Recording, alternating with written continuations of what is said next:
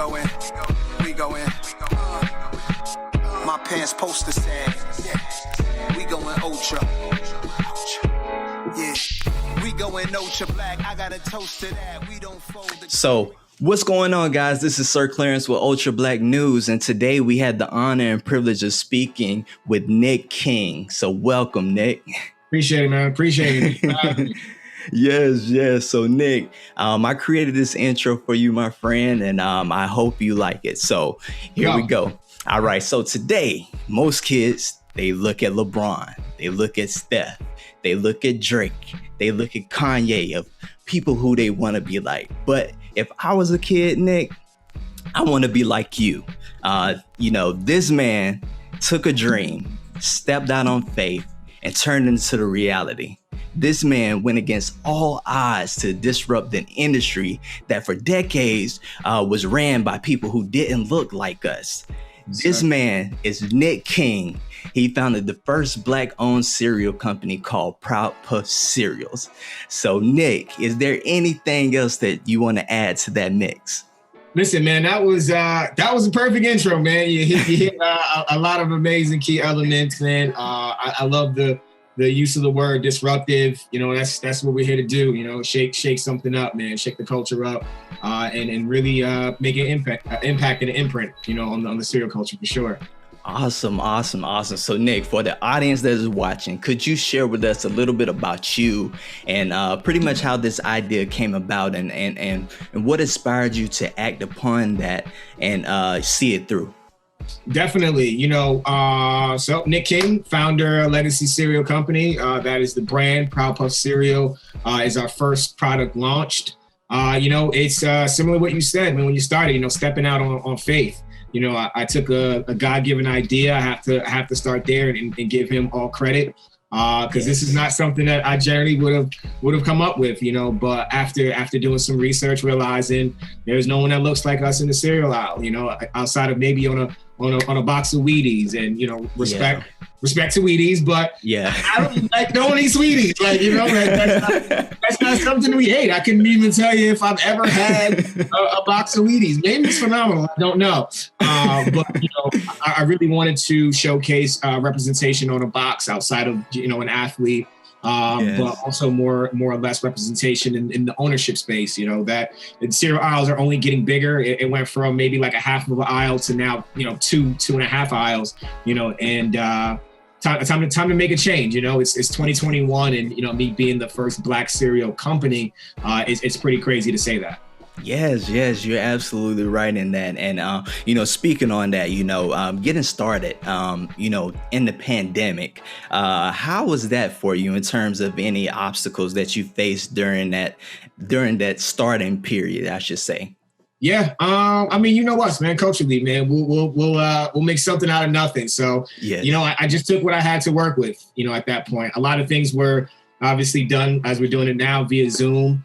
So if I had to take a meeting, it'd be this way, but everything else was just really, we got quarantined. So it's not like I just basically utilized my time the right way. It's like, all right, I ain't gonna be binge watching movies all day. I'm going to be figuring out how to start a cereal company. I'm going to be, checking stats and really breaking down the industry and learning. This is completely new to me. It's not something that wow. I've been doing for years, or at least being in that space, but knowing how to market and really knowing how to build out a brand, that's something that I'm familiar with. So I just kind of mixed both worlds together. So, was there a hindrance in the pandemic? Sure, there were little things, but again, making something out of nothing. And I just really stepped out on faith and said, we're gonna make it happen either way.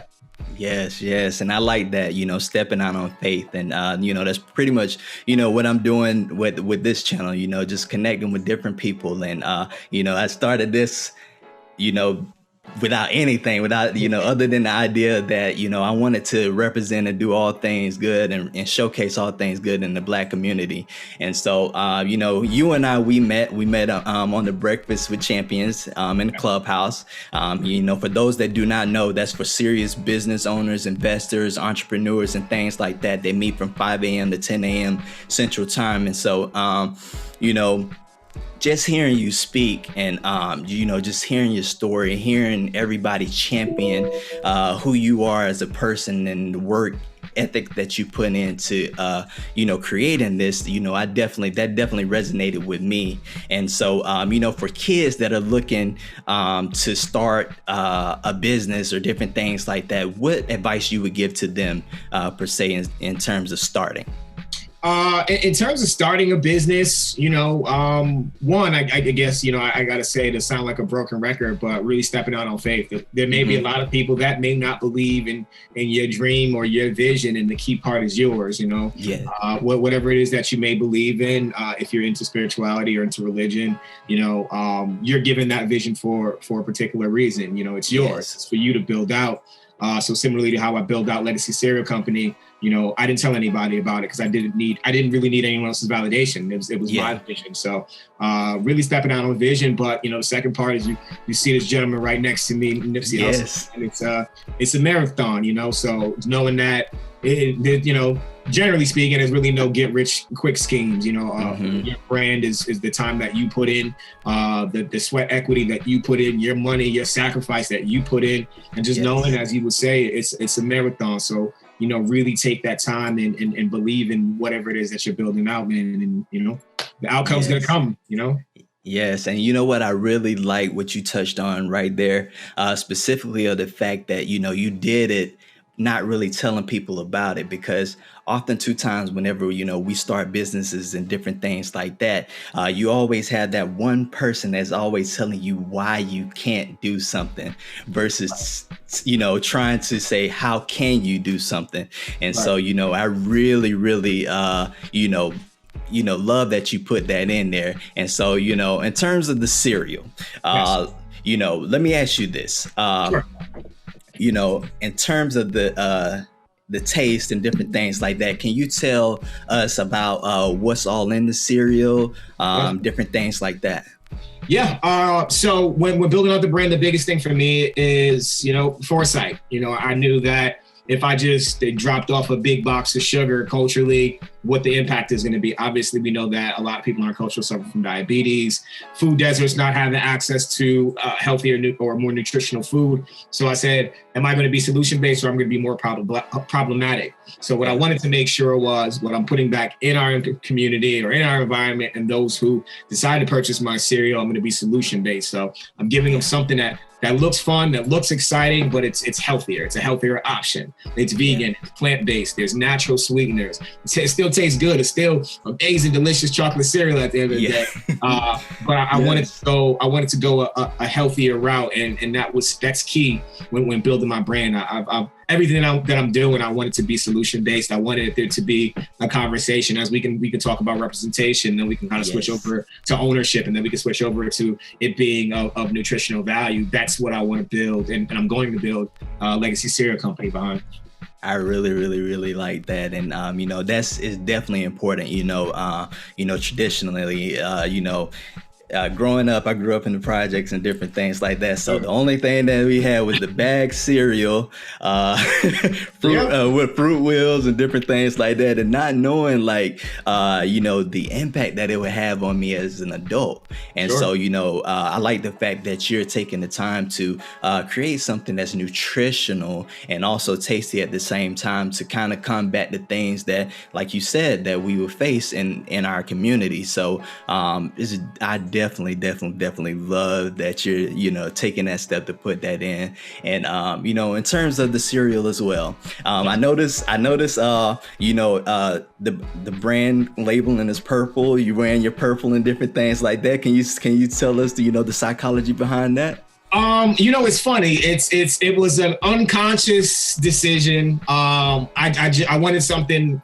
fun and energetic, but then, culturally, again, man, we have to tie it back, and everybody kind of said it for me, like, Black people love purple, and it's like, purple does, historically mean, royalty and things like that. So, it honestly wasn't a conscious decision, but, again, God will give you that vision. Somehow purple just happened to work in there, and I'm rocking it, man. I love it, man. You'll see me in, probably multiple different variations of purple, but, tying it back in. And if we're really leaning on that royalty talk, that pulls us back to our history and our lineage. So why not have that conversation? These are stories that are untold, So me utilizing my brand and it being of culture, I have so much room and so much landscape to move around. So if I really want to tell a story about us and our royalty and our heritage, that's, people are only going to have to digest that. That's what we're giving them, and that's why I want to scale out this brand as big as I can,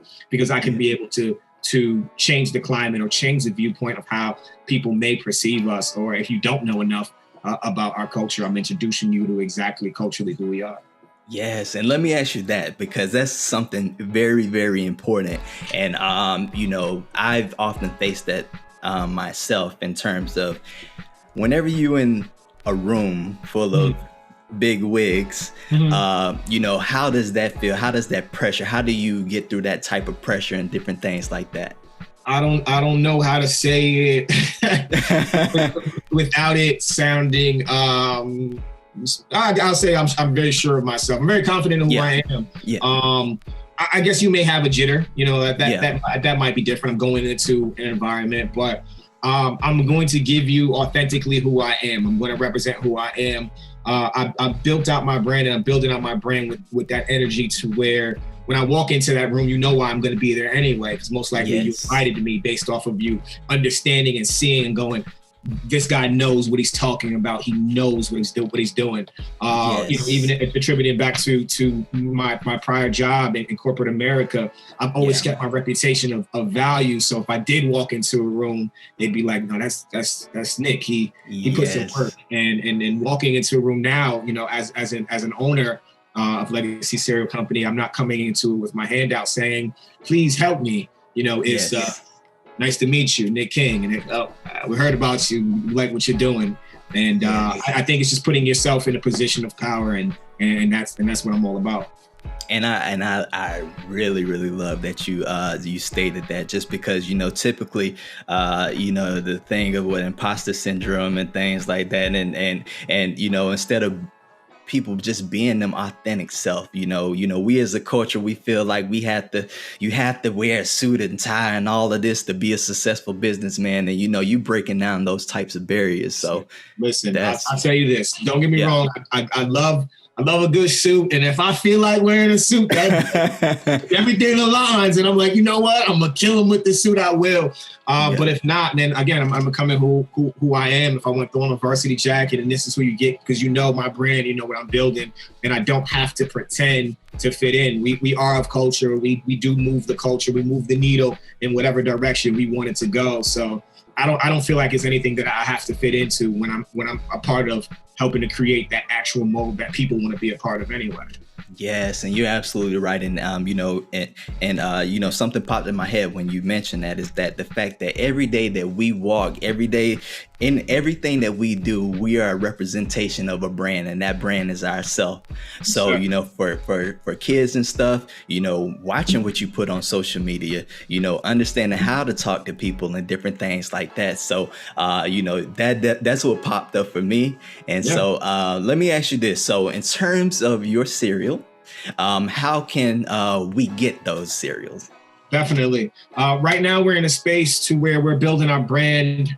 It's a combination of both. We're building our brand organically. We're for those who know what crowdfunding is, we're crowdfunding. We're raising capital organically, so we can actually mass produce. We went from really looking at a small commercial kitchen to now saying we need to find a manufacturer, because we've scaled out the business as far as orders. Pretty big. I'll put it that way. Truth be told, and I've always told people my wins, my losses, what's easy and my struggles, I do got to work inside that system, as we talked about, going into these manufacturing companies. I do have to navigate myself within that system. So I do have to find a good footing and find a manufacturer that believes in what we're doing, that sees what we're doing. But this is all a part of building that brand out until I put myself in a position to where, it's Legacy Cereal Manufacturing Company, and those, people of color, those who are Black that want to be founders and want to be in that CPG space in the future, they can go to Legacy Cereal Company and not have to go through the things that I had to go through when building this company out. So proudpuffcereal.com, it'll have links for everything. Really depending on when this airs, you can do our crowdfunding may be available, but our pre-order may be available as well. So proudpuffcereal.com. Awesome. Well, hey, Nic, I appreciate you for taking the time to interviewing with me. Thank you. And, I wish you nothing but blessings and success, my friend. And, is there anything else that you want to leave with the people before you go? Definitely. Well, first I got to start saying thank you, man. Gratitude is everything for me, man. So I appreciate you lending your platform. This is huge. This is something that people don't really pay attention to. Currency is more than just money. This is currency right here. So thank you. And I love what you're doing. And I really want to see you build out this platform, because this is what we need to see. So a lot of the times, and I'll try to make this short, but I'm super passionate about this. A lot of the times what happens is people want to hide the good news and say, you don't need to do it for clout, or, it's not as entertaining as those things that are salacious, but we need to see that. Some of the best press that I've received has been from people of the culture. Whether written or being of a platform. And that is amazing, because you guys understand the story and can help narrate and or write that story. So yes. I say that for you, brother. Please continue to grow this out. It is a marathon, 100%. That's why this man is on my wall. You know what I mean? Like, really build this out, man. And even from where you are now, man, I could see this being, something really important to the culture. So that's for one. But second, as I said, man, I really look to leave the blueprint for those who come behind me, and I'm really about, and the reason why I like to say it a lot is because I want to document me saying that. So in the event that I move different, you guys can hold me accountable. I'm really about pulling people up. And I think culturally, we need to do that enough. And whether it is in a big way or a small way, that's huge. So one of our initiatives is Operation Love, which we're giving back food to the community, and we're addressing food deserts. That's one of the biggest things that we're doing. That's something I like to talk about a lot more. Recently, we teamed up with a company and we gave back 100 boxes of food to those who need it. And we plan on getting bigger and bigger. And I'm going to showcase that. You want to see all the negative, you're going to see the good stuff too. You know what I mean? So it's not for clout, but it's to let you know that there are people out there that are really doing the work. And I think if we all pitch in to do the work, we'll be in a better space, man. But again, thank you for having me. Man, I absolutely love that. And man, I look forward for, everything that's to come. And, we'll reach out. We'll be in contact with you. My brother, man, I appreciate you. Thank you so much. All right, man. You enjoy the rest of your day. All right, Nic? You too as well. All right, peace.